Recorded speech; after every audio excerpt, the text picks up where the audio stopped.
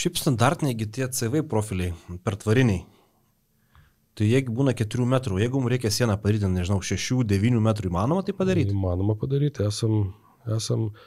Jeigu kalbėti apie tas standartinius profilius, tarkim CV100 yra dažniausiai jau naudojamas, kai yra aukštos pertvaros, tai esam padarę pertvaras maksimalias 8,5 metrų. Čia vienam prekybos centre sandėlį reikėjo atskirti, tai ir buvo ten su reikalavimu atsparumo ugniai 60 minučių, tai mes irgi turim tą visą dokumentaciją. Užsakėm netgi specialaus ilgio profilius, 8,5 metro atvežė, sumontavo. Galima jungti ir profilius tos standartinių ilgių, bet tas kiekvienas jungimas tą pertvarą daro tokia silpnesnė. Tai geriau iš karto vientisą tą profilį užsakyti, to labiau, kad iki 12 metrų mes galim pagaminti profilį. Aišku, ten jo transportavimas, užnešimas nesulankščius yra komplikuotas.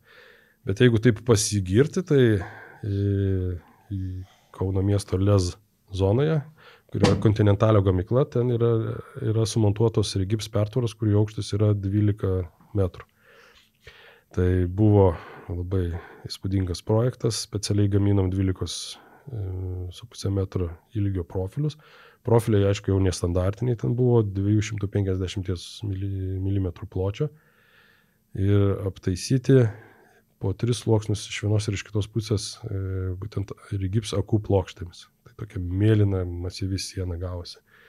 Ir labai nuotraukose gerai matosi, kai stovi žmogeliukas apačioje, tai kokia 1/6 viso aukščio tik tai.